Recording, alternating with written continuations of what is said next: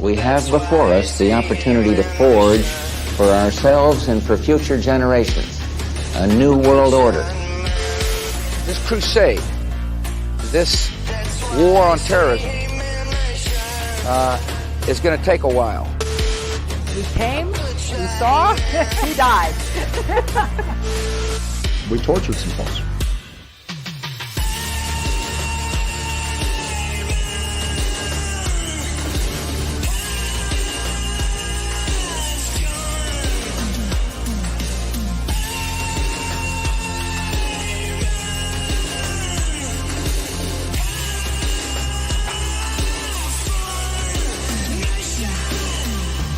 Yourselves to these unnatural men with machine minds and machine hearts.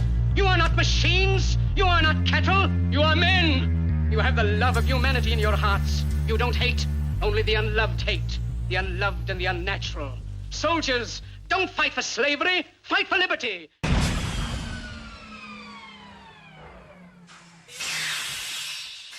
And we're parked. Ladies and gentlemen, welcome to episode 19 of Dave versus Goliath, coming to you live from someplace on the timeline. Guys, before we get started, make sure to check out www.wheeliespharmacy.com. That's WHEELYSFARMACY for premium CBD products, tinctures, teas, lotions, capsules, and more. Great for chronic pain, anxiety, stress, sleep issues, and more. Now that we got that out of the way, guys, episode 19 is a big one. I got one of my best pals in this space coming on to hang out with me here. He's had me on his show quite a few times as guest and co-host. He is, in my opinion, the Liberty Movement's premier propagandist. He has done ads and spots for Spike Cohen, Vermin Supreme, which I have already forgiven him for, Joe Jorgensen, the Mises Caucus, Josh Smith, Shane Hazel, most recently Jeremy Kaufman. He is the host of The System Is Down, which can be found at thesystemisdown.tv. He has interviewed the likes of Juanita Broderick, Tom McDonald, Alex Jones' ex-wife, and he recently cyberbullied libertarian superstar Dave Smith into doing his podcast, which, if you caught that, the lead up to it was about as entertaining as the episode itself. Really just masterful work. He's a husband. He's a father. He's a truther. He's a birther. He's a flat earther. Some of those might be true or might not. Ladies and gentlemen, Dan Smotz. Hey, What's the real main man Dan here, actually. That's right. And the only Dan that matters. No. Don't get it twisted. There's only one main man, Dan, and he is also in the building. Yo, What's nice up? try, Smotz. The secondary Dan. Yes. Oh, you guys are the best. Couple of Dans. I'm loving it. Thank you for having me. This is different. Being on the other side of Dave here, and as many times as I've tried getting him to have me on his show, he has rejected me up until now. Mostly just because he doesn't do a show all that often. But that's right. We're turning over a new leaf on that. By the way, speaking of turning over a new leaf, I'm going to let you be the glasses guy today. Oh man, they look good. Now I feel weird. But I think it's funny because the first time I had made a note of this to actually talk about this, but since you brought it up, one of our first interactions was in January of last year when you had just gotten the boot from Facebook, and I think I had just started to talk about doing a podcast, and you sent me a message that was, paraphrasing, but yo man, I'm trying to do the rounds. I got the boot, and if you'd have me on, and I remember going to my buddy Dan and going, bro, I think that this is working. I think these guys think we have a real podcast. I'm sorry. This is great. I'm sorry He came to me and he's like, I think I have a guest. And I was like, dude, we don't even have a show. You fucking do it. You know? Aren't we? Dude, I saw your trailer and I heard somebody say, hey, my friend Dave Casey. I don't remember who it was that posted it, but they were like, hey, my friend Dave Casey, and starting a podcast. And whoever it was, I was like, oh, cool. Let me check this out. And then I saw your graphics and your production just on your promos and teasers and stuff. And I was like, I don't know what this is, but I like it already. And it's already like, even without a show, you already like setting the bar higher than most people do when they jump into the podcast, because it wasn't just here's a Zoom call and my bros. It was like, hey, we're doing some promo. And I'm like coming from like band backgrounds and stuff like that, which you're the same with band history and all that. Both of you are. And so I think there's something to, if you've been in that world, you kind of have this idea of how these things should go. If you're going to kick something off, like if you're going to do an episode, you're going to promote the episode, you're going to like make graphics and visuals and stuff like that, rather than just, I'm going to jump into this and see what happens. But I had no idea who you were, but I'm glad I reached out because, hey, we're basically like the same person. You're just like way older or something. That's the problem. Right. The bush is way grayer, asshole. Yeah, you're right. No, I remember being very excited because I was like, my plan was to come out with not just a good sounding audio-wise podcast, right? Something buttery, but also a good looking one. I wanted to have my own memes and my own t-shirts and do everything. Right. So when I found out that you got booted from everything, I was like, this is my time. I'm gonna get in there. You thought you were gonna just like I was getting booted off Facebook, so you were just gonna take my entire spot. You're like, that whole spot. This is gonna be mine. Nice. You should have set up the system is down too, and then like made that your show. And just said fuck this guy. It would have worked out fine. It sure did. And you're except you're you would have now. to do a podcast on a regular basis. That's the thing. But you know what? That's the hard part. That is the hard part. But it has been happening every Monday. We're switching it up to next Tuesday, next week. So. For the debate between Josh and Eric for the vice chairmanship. I'm stoked for that. That'll be cool. They're both cool dudes, and I'm looking forward to that. Yeah, man. I think they're having one tonight, which, by the way, don't change the channel and go watch that if that's happening now. But, yeah, man, back to you. I want to talk about how you dealt with that. How, that I remember reading that, and you were like, yeah, man, they didn't just take my podcast off Facebook, but my personal account and my business account and my wife's account and yep. That's how they get you. I mean, as a guy who spends most of his Facebook time banned off Facebook 30 days at a time. I mean, yeah, I have a business too, and I have things that I'd like to talk about, and I think that's how they get you to curtail your speech in the future, is really getting you to learn those lessons. So, yeah, what did you do, man, after coming back and everything? So yeah, a lot of people look at and I still kind of do look at the like banning off social media. They look at it as, oh, this is, somebody said something controversial, so they have to go and like they just can't use it for their show or whatever. They banned my show. That I totally understand that. I totally get that. I was probably breaking some rules even. I haven't even really tried setting it back up because whatever, they hate me and I'm cool with that. But it was. I had the System is Down page and the System is Down forum. The forum was doing gangbusters, and the page was doing great too because I was working on I was just coming off the Jorgensen campaign and all that, so I'd gained a bunch of traction from that. And we talk about conspiracies, politics, religion, all the similar stuff to some of what you guys talk about here. But we talked like I had a friend of mine who was digging into the QAnon stuff, and he was doing his I had him even doing his own little segment where he would come and he would. Basically just explain what he autistically dug into on Reddit for that week. And just because I wanted to know like what these people are saying, what the clues are. Back in those days, like nobody even knew the mainstream wasn't even covering this theory at all when we first got into it. It wasn't like this evil white supremacist Donald Trump thing. It was like, maybe somebody in the White House is actually leaking out some information, and whether it's true or not, it's worth digging into and worth, finding out about. So we did that. And then, on January 6th, I had I was already over the QAnon stuff by January 6th, but I had talked about it pretty extensively and said, I think this is a psyop. I think it's bullshit. So I had my friend on who had he hadn't done his segment in a while, but I had him on just to talk about it and get his thoughts. And I grilled him on it. I was saying, I think this is bullshit. This is bullshit. I wasn't into it at all by that point, but because it was on January 6th, my episode disagreeing with him, I have to assume this is the thing that caused it. That or one post. There was one post where I said, while the riot was going on, I said, they've taken the Capitol. Hashtag MAGA Chaz ? That might have done it. I'm not sure. But regardless Sounds of like what an endorsement. regardless of what did it, they didn't just take down my page. My wife was a whatever it's called, an admin on the forum group page and everything.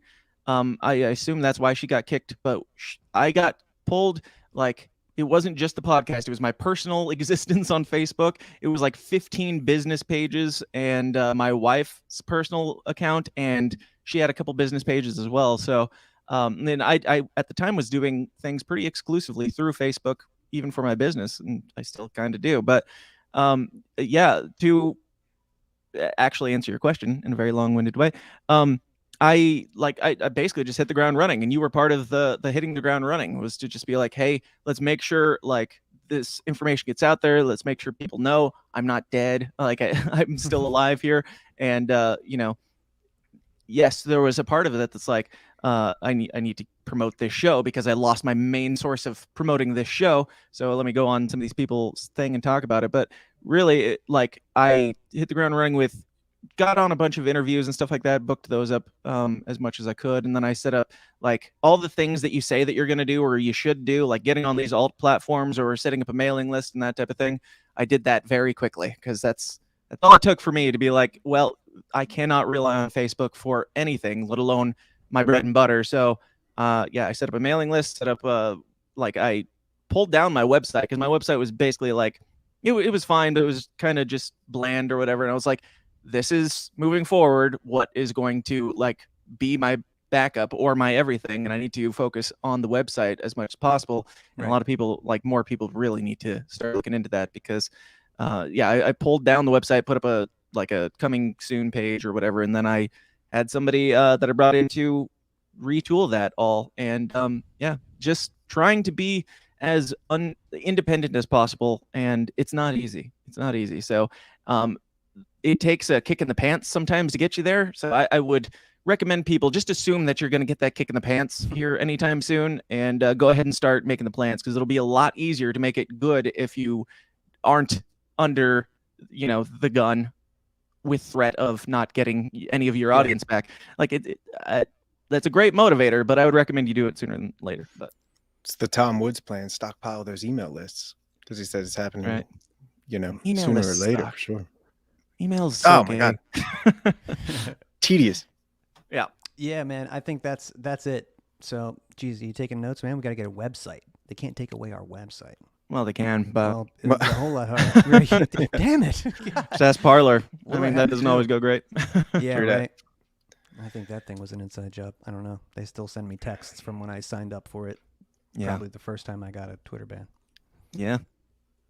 Twitter should be safe now, though. Are you gonna set your Twitter back up under Dude, the name? If he brings back my original account, oh my God! Every time I come back, it gets shittier. I still love Twitter, and I'm bummed out that I waited until 2021 to get on it. Just thinking like, if you got a Facebook, that's enough social media.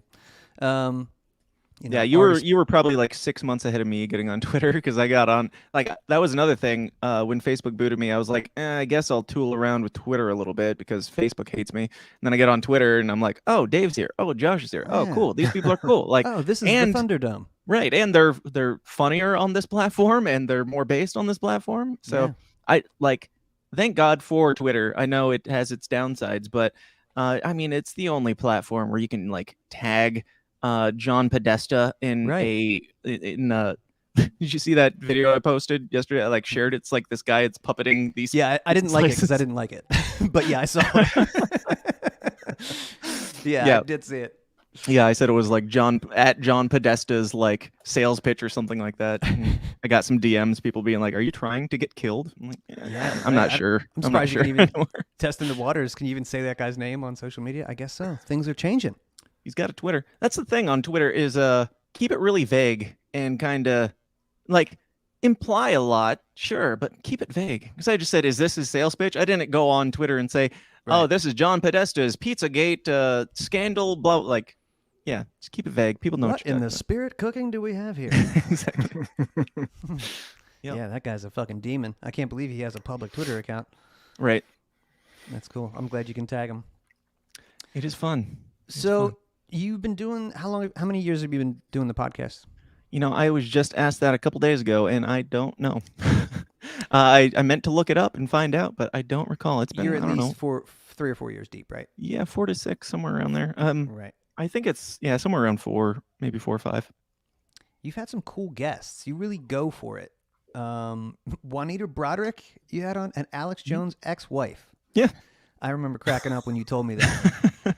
Like, that's in the news, right? That Alex Jones is fighting with his ex-wife about all this shit. So, like, what does Dan Smotz do? Like, gets on the horn. Hey, you Yeah. want to talk it over? Come on out. Yeah. I mean, that's pretty I've had neat. people ask, like, how do you get these people? I'm like, just fucking ask. Like, well, you Yeah. have nothing to lose in just reaching out to the biggest names and being like, hey, I've got a podcast. And at that time, like, it was way smaller than it even is now. My show was. So, I've gotten lucky and just stayed diligent. And I was doing regular every Monday podcasts, and they were all interviews. Like, the entire thing was interviews at the time. So I've kind of gotten away from doing like consistent interviews and do more hangout stuff, as you're familiar, Dave. And but yeah, in the interview days, it was like kind of like awful and amazing at the same time, because it's like the stress of being like, I have to find somebody of interest and interview them within the next week and get that all edited. Like, I wasn't doing live stream either, so I had to edit it all. I had to put all the intros, outros, and all the overlays and everything in separately by hand. So which you're familiar with that too, I believe. But yeah, it was just like saying, hey, come on the show and here we'll have a conversation. And it was just by strange happenstance that Tom McDonald actually responded to me, and he doesn't respond to anybody else. And so I've got some people who are like, how the hell did you get him on? I'm like, I asked him at the right time. I don't know. I also have asked him like a million times since then, and he's come on one other time.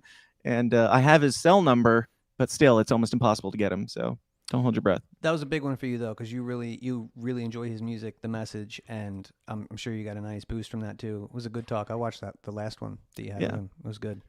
Yeah, the first one was even better. I think you'd enjoy that.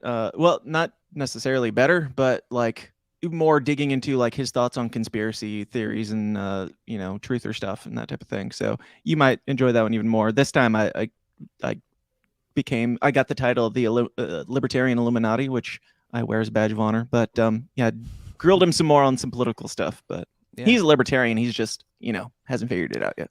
When that's another thing. It's probably a pretty good segue, dude. When we first started talking and palling around, would you say you were less inclined to bring up conspiracy theories with libertarians? It seemed like that. Yeah, in the beginning, like, okay, I might want to leave this stuff on the sideline. So they like, what was behind that? Because if I believed it, I've been screaming 9/11 is an inside job for the better part of 20 years. So I just still do it. Is it just to kind of like ease in and like not rub people the wrong way, or what do you think? It's a good question, and I'm pretty sure you know the answer, and that's why you asked. It was you, Dave. It was you. It was all you. Brought it on you. Yeah, back in the day, I did dig into, like, I was getting kicked off of YouTube and stuff for having. How concerned are you about getting kicked off YouTube? Before I say who I just got here, bro. Come on. Right. So I had on a guy. Get those super chats someday. I had on a guy. His first name was Wolfgang, and I will talk for a while in between these, so the algorithm doesn't put it together. But his last name was Halbig, and we were talking about sandy things and fishing, that stuff. Very like fascinating guy, and he's part of the lawsuit right now. I think he might be out of his or close to out of his, but the same thing that Alex Jones is going through. I had him on. I've gotten kicked off for that and everything. So I dug deep into the conspiracy stuff, and it was always has been from like I find this stuff fascinating. I don't believe everything I read or hear or watch, but back in the days of YouTube, you could like go down the conspiracy theory rabbit hole without people calling you a racist for whatever reason, but that's what the media has painted it out to be now. So you don't, and YouTube has gotten rid of all the good stuff. But so yeah, I dug deep into that stuff back when I didn't really have a following. And then once it started like picking up steam, and especially with the campaign and stuff like that, I kind of like tapered off a little bit and started getting to some different cliques and stuff with certain campaigns and things of people that aren't as into that type of stuff. And so it wasn't even like a conscious thing that I decided to do. I just stopped, like, I just like slowly over time, it kind of took a backseat because of the political stuff, because I was currently so involved in it that I wasn't really talking about it. And then once I started bringing it back up, I had some people be like, what do you mean by conspiracy theory? What are you talking about? And I'm like, oh, all right, like whatever. Like, I guess I won't bring this up around you because I don't care. Like I'm not. I'm open to the uncomfortable conversations, obviously, but I'm also not like here to preach the good word of 9/11 was an inside job or anything like that. Like I want to explore the depths and the craziest shit just because I want to know like why certain people believe what they believe, and try and get into their. Can you hear me? Yes. Am I losing you? I've got a shortness cord. Correct. You're still How about now? We good? Yeah, you're good. Okay. Yeah. Yeah. So so I kind of fell off a little bit. Yeah. And not really intentionally, but it like tapered down a little bit because it's just like you don't have that community anymore. And I didn't have that community because I got kicked off of Facebook. So like all the people that were into the conspiracy stuff, they kind of got dispersed and scattered amongst the nations, like the Tower of Babel. But yeah, it was always just about like exploring and trying to understand why people believe what they believe. And I feel the same way about anything at all, like Buddhism or like Muslimness or transgenderism or racism. Like I'll talk to a racist. I will disagree with them heavily, but we've gotten into this mindset of like, if you talk to somebody, that means you agree with them. Or if you're like civil to somebody that you would disagree with, then obviously you're in their camp, which I oppose 100%. But yeah, after all that stuff and getting kicked off and, kind of losing that community and reaching out to you, then you started your podcast and I started listening from the get-go. And I was like, this dude's just saying it like it is. Like, he doesn't give a shit. Like, and he's, a little bit older, a little bit wiser, I believe, than at least where I was at the time. I've grown a lot since then. But yeah, just hearing you just say it, I'm like, yeah, we need more of that. We really need more of that because that speaks to me. So I'm sure I'm not the only person that's like kind of, not that I was like super hush hush about what I think or whatever, but just emboldening the people around us to be like, hey, this deserves looking at. Yes, it is controversial, and so is libertarianism. Like, so is everything that we believe. So is like, and like even on faith stuff, like Christianity is getting is pretty controversial at this point. Even if it was like what our nation was founded upon, allegedly. Like anything and everything that you dig into that's outside the mainstream narrative will get you labeled as a racist or a bigot or whatever. So I want to thank you, Dave, for just putting it out there and man, oh man, refilling my balls with testosterone. I swear to God, I wasn't looking for that, but that made me feel really great. And yeah, man, I will just say that I feel like we are helping each other sharpen each other's spear then, because yeah, man, I see what you're doing as far as the audio, visual, your own merch, your own entity, your own. I mean, we've talked about what it is to be punk rock before. I mean, that is punk rock. This is what we should be doing. And so I'm looking at what you're doing too, man. So this is really great. I feel good that we could help each other out in that way. And yeah, man, I mean, I feel like even though some of our ideas might be crazy to some people and they might get you the stink eye or something like that, the only way you're going to get anything good or great is if you put it all out there. Like, it might be rough at times, but the only way to get what you want is to just be you, man. So yeah, that's really great. Yeah, and that's the thing. It's like, do you put on a political show for the sake of like people voting for Joe Jorgensen or something, or do you just be honest, even if you might be wrong, and put it out there? Because mother. Okay, this is not a day for technology. Like I said in the speech that I gave at your Delaware, the real Delaware convention and all that, like different things speak to different people. Like the libertarian philosophy is not going to be accepted because a bunch of people like ran for political office in their local school board or whatever. Like that has value if that's your passion, sure. But being honest and being like truthful to yourself and trying to find your passion is going to speak volumes way more to people that are like, they're dabbling, they might be, poking around at a third party or whatever. And if they only ever hear people saying Black Lives Matter and trans rights or human rights, like that, I mean, that might have its place for some, for different messaging. But for some people, they're like, hey, 9/11 was an inside job, and these people are talking about it, and these people are just kind of pretending like there's nothing there as far as like the Republican Party and the Democratic Party. Like, there are things that we could be capitalizing on just in culture and being honest, and that's the main thing we have to offer as libertarians, I think. Me too, man. And if some of the, unsolved conspiracy theories or the zanier ones bother you, just stick with the ones you could convince somebody to be a libertarian by going, yo, you heard about MK Ultra? Right. You heard about Operation Northwoods? Right. You heard about the stuff that really happened, that Wikipedia will tell you that is legit? Just go check that out. That'll turn somebody libertarian pretty quick, right? Dude, I went on somebody's show. He was like I had him on my show first. He was into witchcraft and Wiccan stuff, and we had a very great civil conversation. I think I had him on multiple times even.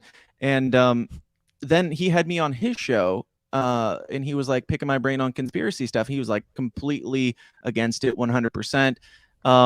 He was civil about it though, but there was one point where I was like, how about like Operation Paperclip? And he was like, what's Operation Paperclip? And I was like, well, that's when, the United States brought a bunch of Nazi scientists over here to run NASA. And he was like, that's bullshit. Whatever. That's bullshit. I was like, yeah, but it's not though. I know it sounds like it is, but it's like, after being in that world for so long, it kind of baffles me, like, not to say, not in like a braggy way, but like how much I know about that stuff and how little most people have any clue. And I like listening to your show, even I feel like on a lot of my cat's coming to visit, on a lot of the conspiracy stuff, like there's stuff that you know way more about than I do. And all right, bud, you just gonna hang out there? Should or get off the pot, bro. But yeah, where was I? Yeah, just things like you're saying, like Operation Paperclip, Operation Northwoods, Operation whatever, MK Ultra. Like there are things that are very verifiable, proven, declassified, and still people just don't know about it. So at the very least, as libertarians, we need to be honest about the history of this country and what is actual truth that the mainstream narrative just completely glosses over and pretends like it didn't happen. Good call, man. So let's big picture conspiracy theorize together. We have a quorum, or almost anyway. So let's conspiracy theorize. How much of the big conspiracy, and when I say that, I mean like when people say it's all connected, man. All the Bilderberger stuff, the Center Council on Foreign Relations, whatever, now the World Economic Forum, these kind of like clandestine global the globalists groups. The globalists. Yeah, exactly. I mean, how much of that do you still ascribe to? Is it some nonsense? Do you hate when somebody throws around the term nonsense. Illuminati, right? Is it like but go ahead. Okay. No, you go. No, I just mean like your show. You can call it whatever you want, right? The Illuminati, you can call it the system, you could call it Goliath, whatever. But it's the thing, right? I mean, it is like shadow government, right? I mean, that is a thing. Again, the deep state, whatever you want to call it, I don't care. But it is. Is that a thing?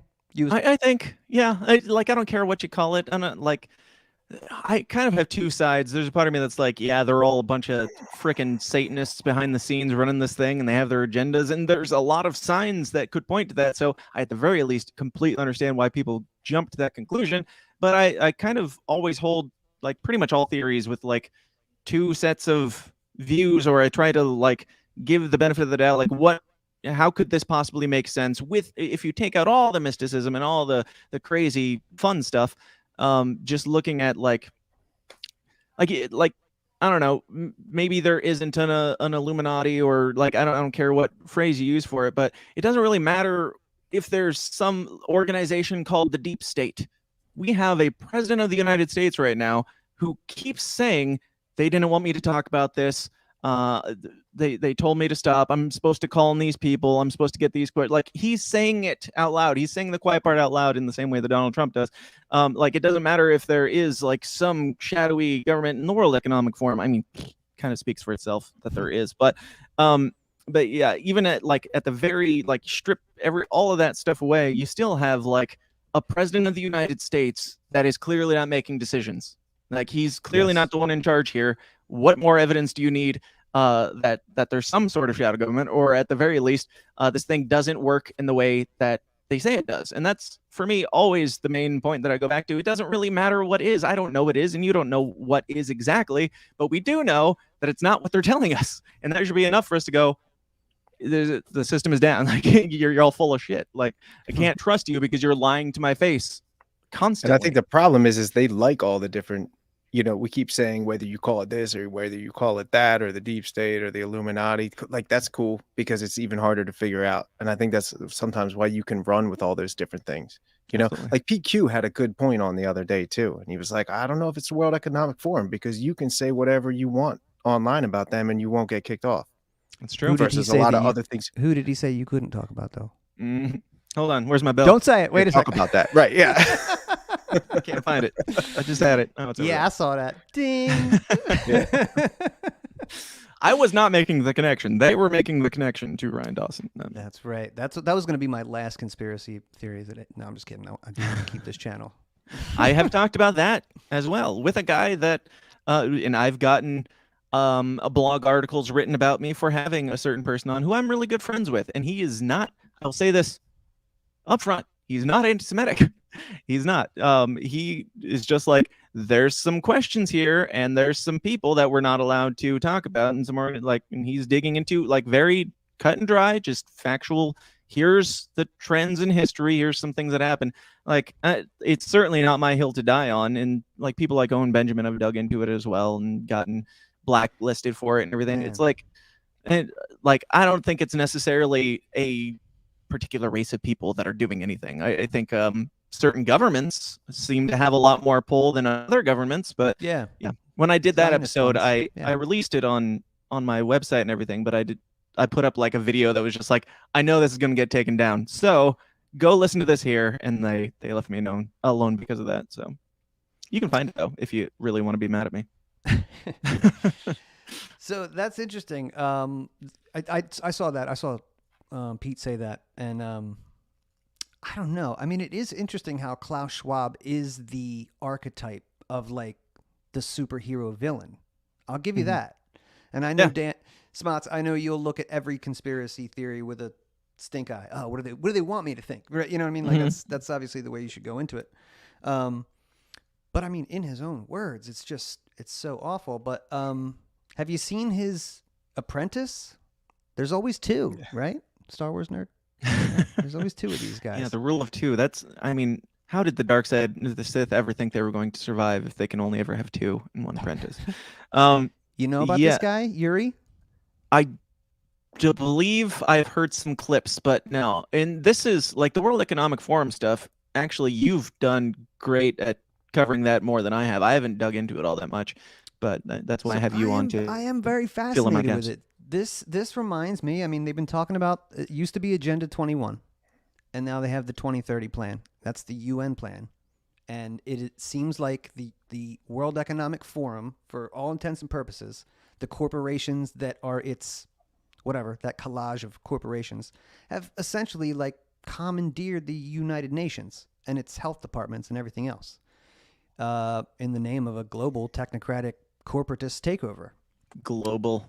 You ever look at the UN flag? It looks awfully flat Earth map to me. But anyway, yeah, we'll get there, bro. Because that's why I brought Dan, the other Dan, round earther, Dan Torelli, round earther, Dan Smotz, flat. Still in denial. Cool. We're gonna figure it out. That's why, again, I gotta tell you this. I love moving the Overton window where I can be the moderate in the room. Right. Yeah.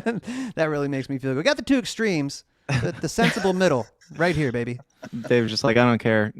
I'm an atheist, and I don't think the Earth exists. It doesn't really matter. So. Oh, I don't know. I'm agnostic. I hate that term too, but I think this guy, I can't even tell if he's excited about this stuff or he's just telling you it's going to be this way. But really interesting. I mean, big data is. Is this the same clip that you played on your show last? No, this is a new one because I'm just gonna keep playing this guy whenever I find him talking about stuff.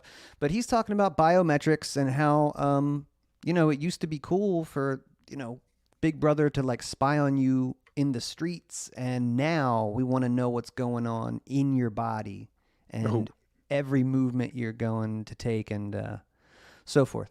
So yeah, let's take a peek at my man Yuri here. see what he has to say. And yeah, just if you want me to stop, go ahead, just say anything.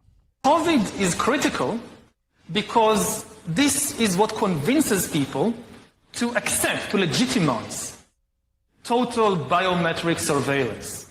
If we want to stop this epidemic, we need not just to monitor people, we need to monitor what's happening under their skin. What we have seen so far, it's corporations and governments collecting data about where we go, who we meet, what movies we watch. The next phase is the surveillance going under our skin. We now see mass surveillance systems established even in democratic countries, which previously rejected them. And we also see a change in the nature of surveillance. Previously, surveillance was mainly above the skin. Now it's going under the skin. Governments want to know not just where we go or who we meet. Above all, they want to know what is happening under our skin. Do you find it weird too that, I mean, he's saying these things, but I can't tell if he's like sounding the alarm or just be like, or he's Right. like, this is what I'm working towards for y'all. I can't tell. But That is true. What's our body temperature? What's our blood pressure? What is our medical condition? Humans are now hackable animals. All right. I think that answers your question. Yeah, I think he's pro hacking animals, but so he's a transhumanist, but you know, lots of people, dude, I bet you we know people that would want to be hacked. yeah, You know what I had mean? Zoltan Istvan on back in the day talking about the transhumanism stuff. Right. There's an argument to be had there, and even with Elon Musk and the Neuralink stuff, I'm like, I think that's a terrible idea, but also like if you're doing it and like there is the, I don't know, the health perspective of he's allegedly making it just so like people who have lost ability to use their limb functions and stuff like that are able to reuse them. I mean, there's some crazy miracles potential there, but there's also like you don't get those things here in real world application without a government patenting it for the military before it ever does any good. So I don't know. And this guy is really into underskin surveillance. And I thought we were still arguing about whether or not we were okay with surveillance to begin with, but we're leaps and bounds beyond that. And that is so 20th century, bro. It's yeah. We wanna know I mean, what's going if a on liar in your tells you the body. truth, believe him is the thing. And there's a part of me that's like skeptical on like, is this a giant distraction? Because I'm a skeptic on everything, but I tend to believe this. Like this dude's not lying because these things are absolutely insane that he's saying here. And why would you do that if I don't know. I'm still processing this, so But I'll get back people to you. They're doing it to themselves, though. That's the creepy thing too. I think like they've already done this. Like I don't think he's predicting. I think they already know this stuff. You know, they want you to. I mean, God, how many health trackers are on your phone's trying to tell you what your Right. blood pressure is already and what your heart rate is and how many steps you took? Like it's cute, you know. Yeah. They already have it. It's And they gonna be too did. late. It was it's still just a crazy conspiracy theory that microchips are going to be implanted into people, but they are actually doing it in other countries. The whole put this microchip under your skin and it will let you know if you have COVID or not. And for a pandemic that is going to be, I would assume, completely forgotten not far from now unless they keep pushing this thing. Like if it ran its natural course, we would have all forgotten about it by now. Yeah, put this microchip under your skin that detects for something that you have currently, and also our tests are like our normal PCR tests or whatever are like not good at detecting COVID, but this microchip will do it just fine. And But what like, they I were don't know. good for was that was the biggest DNA grab That's it. in Yeah. human history. That's what those tests were. Because yeah, they were no good, but now they've got everybody's. You're in the database. Yeah. Man, do they want that information? As much as like I feel like I'm understanding my enemy more and more, I still like why the fuck do you want to know what everyone's blood pressure is? Right. Like, what I don't get it.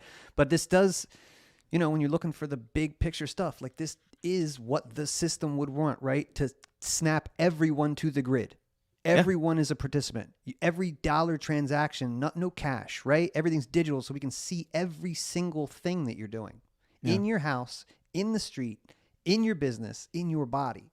Like the absolute obliteration. To talk about the Patriot Act and like privacy is kind of like, it just sounds antiquated at this point. Like you're worried about a camera in downtown. Like, come on, bro.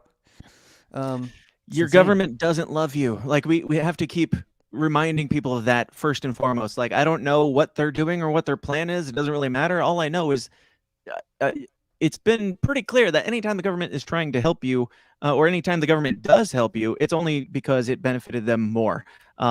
Your government does not love you. They're not doing these things out of your best interest. They're doing it out of perception of your best interest and however they can line their pocketbook. So when this guy, I'm having a hard time, even if we went super hypothetical benefit of the doubt with this, I'm open to it. But if somebody can possibly explain to me what benefit a government entity would have for you, how it would benefit you for the government to know what your blood pressure is today. What are they going to do? Go what the benefit is. Right. Yeah, you're just going to doesn't even bother. Make sure, They you're not speeding. I don't know. I don't know. Yeah. It's crazy. That's the creepiest part. There's no even why in any of that, the shit that guy says. Nope. We're just letting you know. This is what's happening. That's all he's saying. We Yeah. got 20 seconds left. Let's hear the rest of this guy out. Maybe he's going to turn it all around.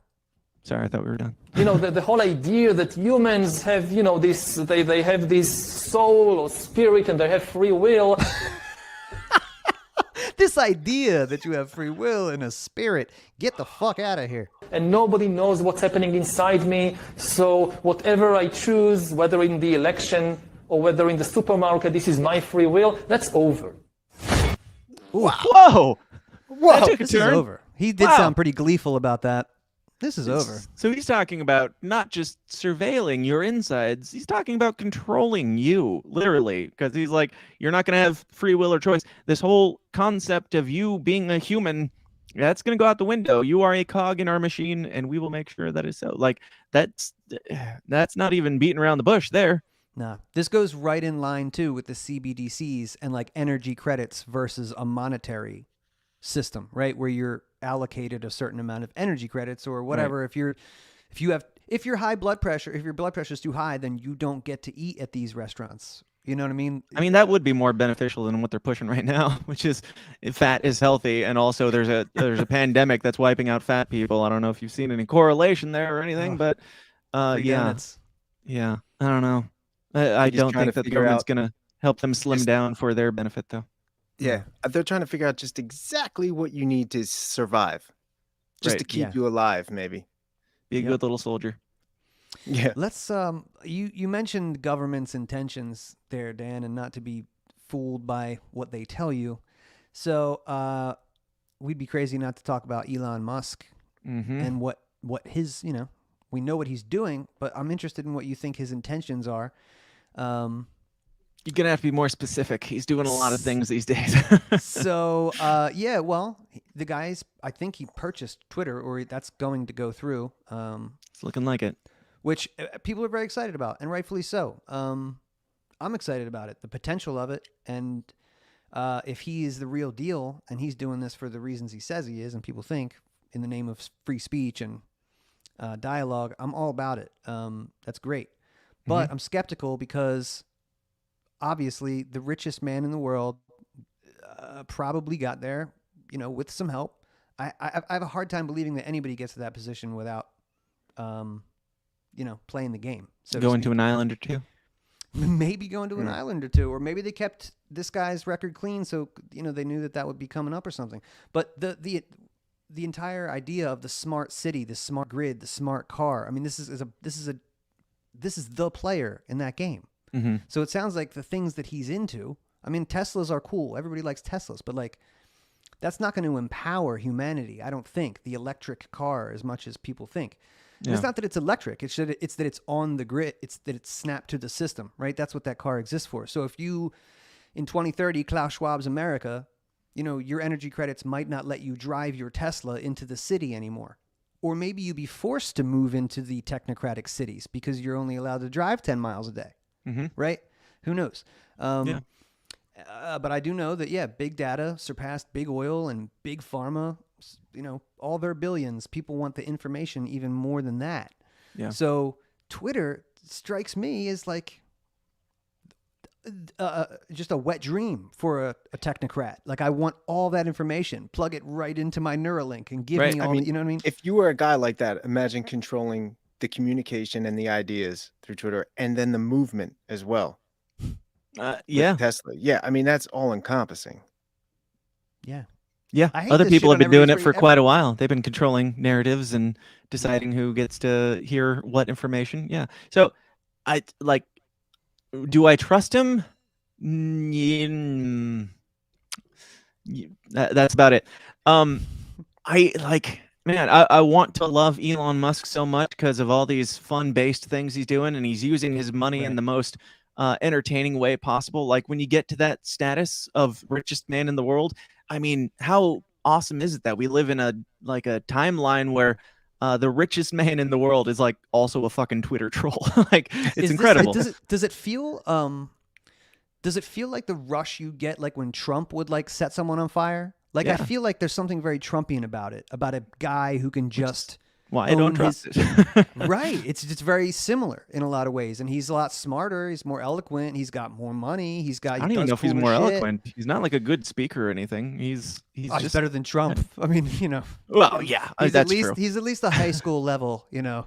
Guy. Right. Trump was going at 6th grade, lowest coming in 9th. Absolutely. Yes. Right. But dude, I had a guy on my show that legit thought or had a theory that Elon Musk was actually retarded. And he was just a puppet being used. He was a flat earther, by the way, and great guy. But you know, it's like there are some leaps that are going to require more more digging. But yeah, with Elon becoming such a public figure, just over the last it hasn't been that long since we all basically figured out who Elon Musk was. Like he was the dude that ran Tesla, but nobody really cared at the time. It was just another car. But then he started allegedly shooting cars into space for some reason that definitely look fake. And now doing like the Ukraine stuff and the Twitter thing and all that. But yeah. It's a beautiful thing that it's fascinating whether I trust it or not. I kind of feel like I hold all of these people like in conspiracies, politics, and religion. I kind of hold everybody at arm's length. It's like Alex Jones. I love some of the things he says. When he, infiltrated Bohemian Grove, that's fascinating. That's incredible journalism right there. And then also he comes out and says things like QAnon's gonna be whatever. I know Q. I'm gonna have him on the show any day now. Whatever. And Trump is I fell off the Alex Jones bandwagon when Alex Jones went from basically anybody who this is a corrupt system and anybody that gets in there is obviously a part of that corrupt system and they can't be trusted, to Donald Trump's going to save us all. I know QAnon. And then, I don't know, a couple years later, I never supported QAnon. QAnon's a bunch of bullshit. Like, you're all stupid for ever believing QAnon. Like, I don't know. All these people are back and forth. Like, if Jack Dorsey posts something about, anatomy of the state, all the libertarians lose their mind. But then he goes and, kicks people off of his platform. I don't know if Elon Musk is going to be any different. He might have different, things that he's cool with than Jack Dorsey did, and he will have less of a committee making the decisions. I assume none of us really know how he's going to run this thing, and he can say that it's for pro free speech or whatever. I'm just gonna reserve all of my super over enthusiasm until I see what this is and how it goes, because I trust him about as much as I trust Alex Jones. If Alex Jones had $1 billion to play with. So yeah, but I don't trust him. That's what I'm saying. I like him, but I don't trust him. But at least we'll know it's him this time. I mean, he's running on that. I remember when that was going down with Jack Dorsey. Do you remember when Tim Pool was grilling him on Rogan? Did you ever listen to that? Yeah, it was pretty good. And Pool was giving him hell, but he kept answering really, I didn't know about that. Yeah, it's kind of fucked up. I wasn't aware of that one. So obviously there was a lot going on back there, but Monica calls them face jobs, right? You get in, you don't know what you're getting. Face job. You're you out there and the kind of Zuckerberg, you just do the thing and you go through the motions, you go through, Yeah. So how do we know that Elon's going to be any different? There was a part of me when Donald Trump went in, I was like, yeah, I didn't vote for him. And I wasn't into the duopoly even at the time, but I was like glad that he beat Hillary, and I was like, yeah, let's see where this goes. And then he gets in, and he did some good things, he did some bad things, but even like with Donald Trump, it's like, I don't know, you didn't pardon these people, you didn't like you didn't pull us out of Afghanistan, you didn't do all these things that you said you were going to. And I feel the same way about Elon. Even if he has, giving him the benefit of the doubt, assuming that he has all the best intentions to do everything that he says he's going to do, how do we know that like all the money in the world, Twitter is more valuable than money at this point? Like the platform itself and the information stuff, like there's a reason why Twitter's cool with tanking their company to keep Elon Musk from getting it. It's because it's like the ability to spin information on their platform is more valuable than them making, having their stock price go up. And we've seen that with all these social media platforms and everything. Like, what is it that would, from a business perspective, would cause you to kick off Donald Trump, the person who is bringing you, like, all the people that didn't care about Twitter before, they're there just to hear Donald Trump, and you let that go just because? Why? It's not because you wanted more money, it's because you wanted this power. And Elon Musk having that power, it will corrupt in some ways, I'm sure, but also, like, I'm not convinced that there won't be somebody pulling the strings in some way or another behind that anyway. Like SpaceX, cool, but government subsidies, your flat Earth stuff.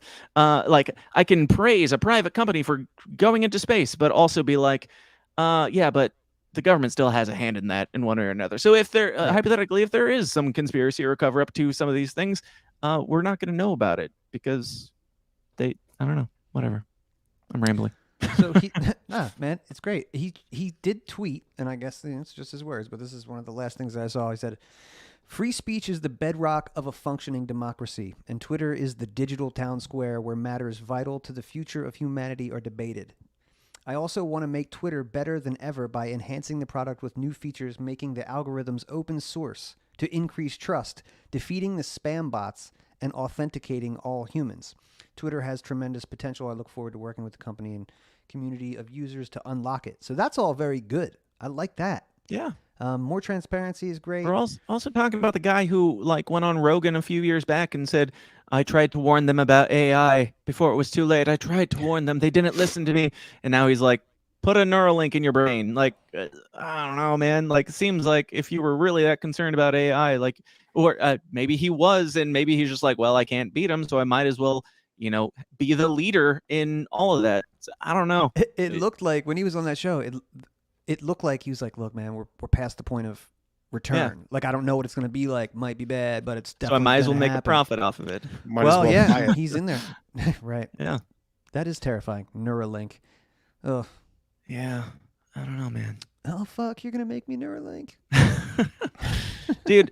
The white pill. I always like to give. In all situations, like, yeah, I am very skeptical of everything, but at the same time, if something is going well, I'm not going to be complaining about it. I'm going to be like, this is awesome. Elon bought this thing. I hope he does everything he says. Like, this could be incredible, but also be aware that there's a possibility that, like, he said these things that don't necessarily check out, or, aren't necessarily always pro free speech as he paints himself on the surface, because every single one of these companies started out saying, "Hey, we're pro free speech. Hey, we're pro that." Like, they didn't start out by saying, "Hey, we're going to kick you off if you're a Republican." They get there eventually, but yeah, the white pill, great. Elon, buy it. Fuck those guys, and let's see where this goes. Yeah, that's where I'm at too. I'll enjoy if it's a limited hangout. I'll get what I can out of it, right, and try and discard the rest. But yeah, as a guy who's on his 4th Twitter account, yeah, I would fucking like this thing to run a little bit better and be a beacon of free speech. So, and as a guy who's still able to monetize his YouTube, and a guy who has a Facebook page for his podcast, Dave, quit your bitching. That's what what? Actually, I am pretty fortunate. Though, I got to tell you, man, a couple months ago when, we were, I don't know, a year into the podcast, which is only 15 or 16 episodes for us, granted. But when I was on a 30-day Facebook ban and Twitter had axed me, like, you got to go, okay, wait a second. If I don't have, it's really tough to curate a following if you don't have a place to solicit. Yeah. So like you can stream to YouTube, but if you're not making friends and kind of just shooting the shit on Facebook and Twitter and all these places, no one's gonna, even know you're there. So that was part of the reason for the rebrand and doing the live stuff. Yeah, and you mentioned, well, we opened with what did I do when I got kicked off? I completely forgot to bring up that I started a social media of sorts at antinewslive.com, which is just like I use. It's like a service or whatever that bigger companies use for like their internal communication, stuff like that. I think IBM uses them and things like that. So it's pretty basic and everything. I think it's still there. I don't use it lately, and because nobody was using it. But at the beginning of it, I got like a certain amount of people in. We had a little bit of communication, but it's like Elon's right. Like, this is the town square. Twitter is the town square. YouTube is the town square. Facebook is the town square, because as Parler knows and Gab knows and all these places know, you can set up a thing that is not only an alternative, you can set up something even better. It's the customer acquisition that is the problem, because nobody wants to break their current habit. Like, we're all addicted to this thing. This is a drug that we're currently on, and it also has the benefit of communicating with other people around the world. You're asking people to try a completely new drug that might be lesser or different or has learning curve. It's next to impossible to get people to transfer over. Just look at Truth Social that had Donald Trump finally did it. He made Trump Twitter, and nobody cares. Did you sign up? I have one. I don't think I've posted anything. I don't know. I have one though. As soon as he announced it, I was like, yeah, I'll go check it out. Yeah.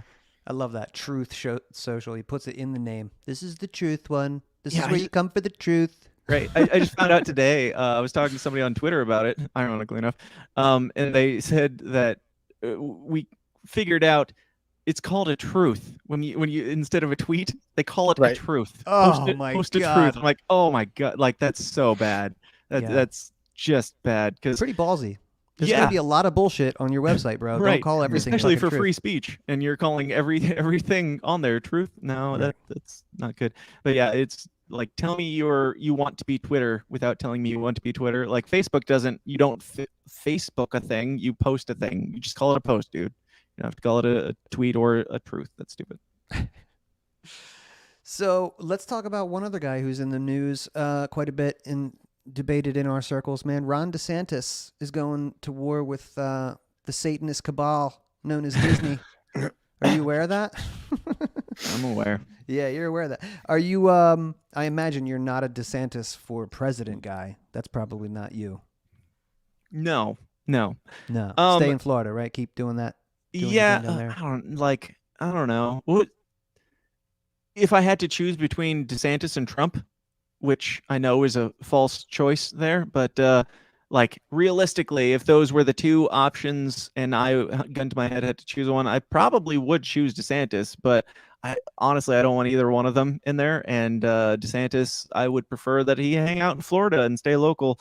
Now, with the whole Disney thing, it's like a catch-22 for me. I'm torn, because there is, screw Disney in every way, form, or fashion.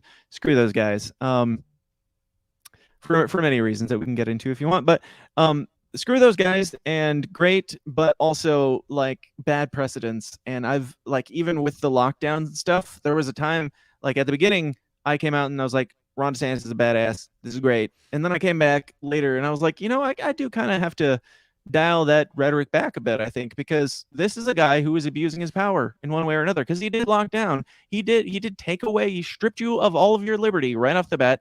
Then he said, I'm going to give it back. And then we're like, oh, what a great guy. This is so great. You're amazing. Like that should be commonplace. It shouldn't be praised because somebody like threw you in prison for less time than somebody else was going to throw you in prison for.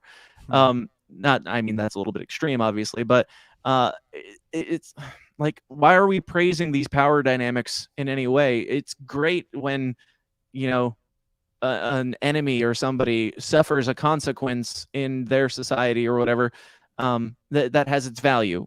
Like a mega corporation like Disney, there's a part of me that wants to celebrate, but I'm also like, he is just playing politics. Like, it's not that great. I can be happy that Disney is suffering and also not be happy that government force is what's causing that suffering, if that makes sense. It's weird that libertarians are engaging in it and picking a firm side of Disney or this Republican. Yeah, I've seen both sides, and I think both sides have merit. I think me too. Like Clint Russell is like for DeSantis doing that and everything, or at least that's what he said on his show. I don't want to speak for him or anything, but yeah, there's part of me that agrees with that, and there's another part of me that's like, I don't like government. But at the same time, you look at, like, I don't know, the founding fathers of our country, they didn't like leave England like peacefully. Like, it wasn't like they chose to just, oh, we're gonna go be peaceful people. No, they like, yeah, I'm sure they stole ships and killed some folks and all sorts of things. I don't know, like, there is a conversation to be had, and I think libertarians need to have more of this conversation of, like, yes, principles all the time, all day, every day, but when you're talking about government abuses of power, and there's one local government that can attack a federal government, it's hard for me to say I don't like that. I don't like it, but hey, if they're sticking it to a bigger government, then, you know, we kind of gotta weigh the pros and cons of some things and be more realistic about it. I don't like what I would call the autistic libertarian argument that Disney World or Disney, the parent company, is like a mom and pop, right, you know, private business that, like, the state is coming after. They own a city. They're setting up a city, bro. Yeah. Right. And to be clear, like, I don't know all the ins and outs of this, but, like, yeah, apparently they've had the privilege, right? I'm using that word very specifically, that was granted to them from the government to, like, they can run their own, essentially their own city, right? Self-govern. They were given that. And along with that came tax breaks and all kinds of other good things. But essentially, because it was almost like a bribe, really. I mean, they were offered that because of what they were getting out of it. It wasn't like it wasn't a gift. No. You know? Right. So I don't have that much sympathy for them getting those privileges removed. So I guess the libertarian argument against that. Yeah, but doesn't that suck to say? Like, their privileges removed when really it's freedom from the bureaucracy. It's not a privilege. So is less taxes a win? Is that a net positive for liberty, that just, like, as long as somebody's paying less taxes, then it's cool? Like, right. If Elon Musk gets a tax break, should we applaud? Yes. And I've always said, like, look, for student loans and stuff, if they could just liquidate student loans, I would say do it. Right. Like, I honestly would. And some people say, well, that's not fair because some people paid. It's like, yeah, I know, but this would be better for everyone in the long run. Right. It's not fair. Let's start there. It's kind of like, I think it was Hotep Jesus. He said something about, I think it was him, maybe not, talking about reparations or something. And he's like, yeah, we should do reparations. Just give them all tax breaks. And I'm like, yeah, that was cool. Let's start with that. Like, let's start there. No, it's not fair. And also, life isn't fair. And slavery wasn't fair. And there's things in life that aren't fair. If we can start with somebody not having to pay taxes, let's start with that. Set some new precedents and see where it goes. And it might suck, but hey, if the entire economy collapses, that'll suck also. So, I don't know. I've seen a boomer meme getting passed around that says, you know, like, stop income tax, stop property tax for seniors over 65. And libertarians will chime in and be like, well, stop it for everybody. It's like, well, I don't know. I think that's a really great, sure, everybody would be better, but that's a winning political line. If you're a Republican or a Democrat or a Libertarian, to go out there and, you know what, seniors have worked hard enough. Let's stop charging them property tax after they retire. I think that would just be a winner. And then you would starve the federal government just a little bit, or the state government, whatever it is. I think that's a net positive. Now, how do you feel about Black Lives Matter? Because the same argument could be made there. The people are like, oh, yeah, Black lives do matter. And then there are other people like, all lives matter, which, I mean, it's kind of the same thing. It's like, no taxes for elderly people. Okay, cool. I think lives matter. I think Black Lives Matter was brilliant in their marketing, just like Support the Troops is, because it can mean whatever you want. And it's a statement as the organization name. Like, it's just, so you can be against the organization and how they spend their money, and that gets lost in translation. But you still have to say that you're against. Right? You're against Black Lives Matter. Yeah. Shit. Yep. Yeah, that's a good trap. Yeah. Yeah, everybody does it. I mean, everybody goes out of their way to paint their organization in the best light. Like, not necessarily organization, but like pro-life or pro-choice, and we don't have pro-abortion or anti-life or anything like that. Yeah, I mean, it's great marketing. Most people for sure. like choices and life. You know, Right. those are really good names to be pro. Something, Right. You know, It's like what I mean? if I started a business or an organization and it was like, it's called Help the Old Ladies Across the Street, and we actually carry out abortions on a regular basis.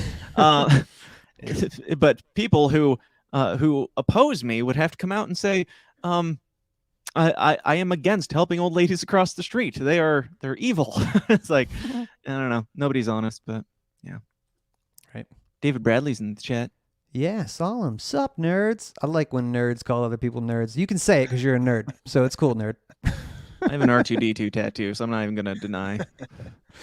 Yeah, I am too. That's why I can say it. Dork culture. Mm-hmm. Yeah, man. So I want I to. mean, we're all libertarians, so we're all nerds. Yeah. Right Oh off yeah. the bat, We are 'cause the actually fringe care. of the dork culture for sure. Mm-hmm. I don't know if you saw this, but I saw Mike Tyson had a Thomas Sowell book in a picture that was popping around the internet, and he's reading Basic Economics. And Mike economics? Tyson, I think. Mike Tyson is reading Basic Economics by Thomas Sowell, and it's excellent. No, but Mike Heiss shared it. The Mises Caucus shared it with the headline, something like an intellectual revolution is going on. And I just wanted to kind of get your opinion if you think that might be a possibility, because I really get the growing up, man, there's been just a race to the bottom and like a dumbing down, it seems like, of the culture through the food that we eat and the content we consume, and it's just been the way of things. But I feel like, it's just a hunch, that we might be, as humans, going through some kind of really beautiful intellectual revolution. Do you think there's any truth to that? Yes. Yeah. White pill. Yeah. I think that there definitely is. Like, we see people who. The great thing about things like QAnon and Trump and Biden and everything that's going on right now, all the mass hysteria, it's making people go, something is up. Like this, the things that I hear on TV are not the things that I'm witnessing in real life. Like, this is not normal. And like, just the division and the divisiveness that we see, it's like, I mean, I'm not that old, but it's like, it's unlike anything I've seen in my lifetime. Like back in the 9/11 days, yeah, we had, we got to support the troops and we got to fight terrorism because the Afghanistan people, they hate us for our freedom. Like, that's obviously bullshit. We know that now, but it was easier for them to convince us all of that because we were all kind of in agreement. Like, it was, yay, America, yay, go this thing, and let's do that abomination because yay, America. And we were wrong, so we got to wrong them. That was a lot easier to convince people of than you are a terrorist, you are a racist, you are bad. And now we have 50% of the entire country that is being told those things, probably more than 50%. Let's be honest, regardless of how you feel about the election. I think that there's a lot more people out there that fall into this camp. And just the way the establishment is going, it's like, did you have a plan? And this, like, the things that are happening right now almost makes me less of a conspiracy theorist because everything is just fucking collapsing and their narrative sucks. That's and the maybe way I'm feeling too. Yeah, maybe I'm just like, maybe we are just like, more in tune to some of this stuff, but it's like, you guys are barely even trying anymore.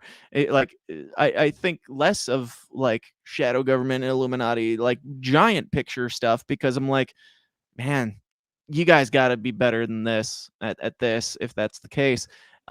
With the whole COVID thing, it's like they're still pushing it now, but I think that there's a lot of normal people that are finally being able to see these things on the news on a regular basis, and it's waking them up. And even like the QAnon stuff and the Donald Trump stuff, QAnon made a lot of people believe what I believe is a psyop, made them get into that, but it also made them go, these things are different than what people say they are. Like, the silver lining of it all is like it woke up some boomers to start thinking that the mainstream narrative might not actually be the case. And sure, they were convinced of something that I think is probably a lie, but better that they believe a crazy lie that convinces them to stop believing the mainstream lie that they've been believing for the last 50, 60 years, than to just stay asleep and, be cool with Obama because he's super hip and fly, while he's, quietly drone striking American citizens.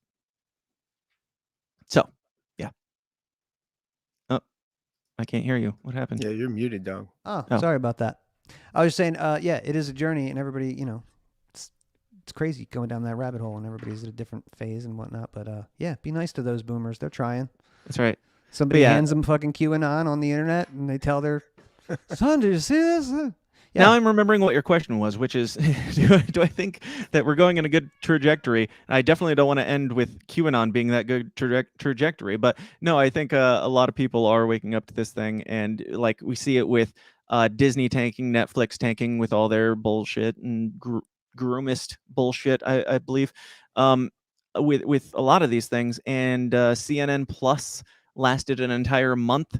Holy white pill. Yeah, it's great. Yeah, and things are looking better. I mean, it might not come until after, more downside. Like, I think we've still got a ways to go before things start looking on the upswing, but I think that there's a lot of positivity because as we are on this decline, a lot more people are going, this isn't good. And they're Mike Tyson, I guess, even like I didn't know. That's what I'm saying. If that's where we're at, you know what I mean? If the world's greatest warrior wants to know, about free market economics, like voluntarism, like this is amazing. If that means there's probably just way more people than we thought, and maybe it's becoming cool.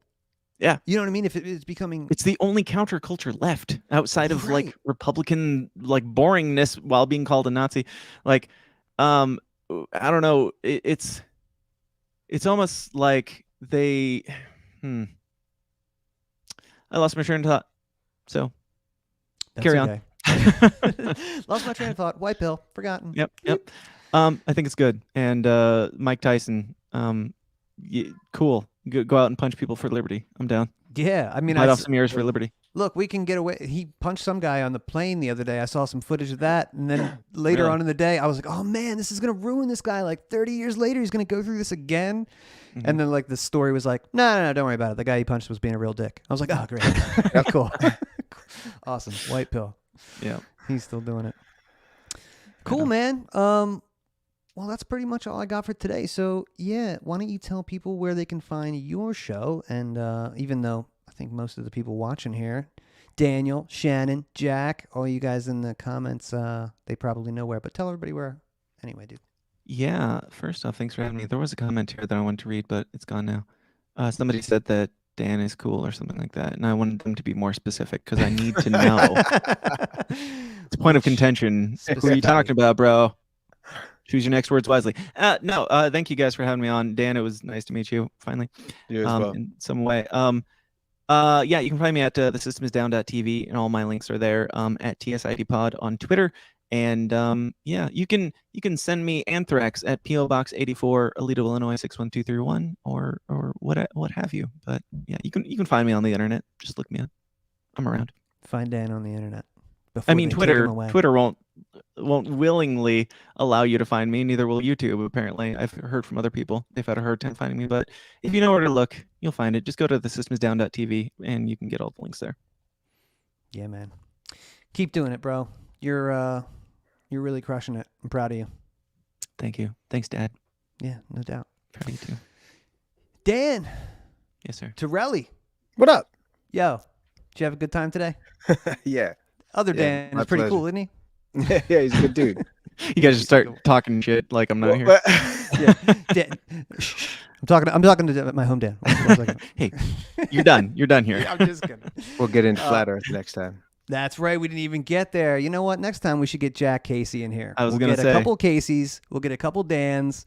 We'll hash out the flatness, the roundness. It's probably more of a sphere. You know what I mean? Yeah. Take it from me, the guy, the moderate middle. All right, let's go. No, yeah, I would say have Jack Casey on because he's even more into that. Like I used to be into that stuff like way more back in the day, and I went on a couple podcasts in defense of the flat Earth. I'm not 100% sold or convinced, but I definitely think once again I don't know that it's flat. but I don't think it's what they're telling us. And that's enough to start digging and have an open mind. And Jack is, he's in the early stages, but he's like jumped headfirst into it, and he's not ashamed to talk about it. So I would recommend having him on. He's a great guy. Yeah, man. We'll do it for sure. Casey's unite. All right, dudes. I really appreciate you. It's been real. So we will take this to next week. We got a debate with Josh Smith and Eric Rodsep for the vice chair of the Libertarian Party. We'll do that on Tuesday night so I can go to my Libertarian Party meeting on Monday night. So we got to switch it up a little bit. But yeah, definitely want to thank my guest Dan and my homie Dan. Couple of Dans. You guys are the best. But guys, it's been awesome. Next week we'll hit 20 episodes. It only took a year and a half to do it. I feel pretty good about it. But yeah, we'll see you then, guys. Thanks.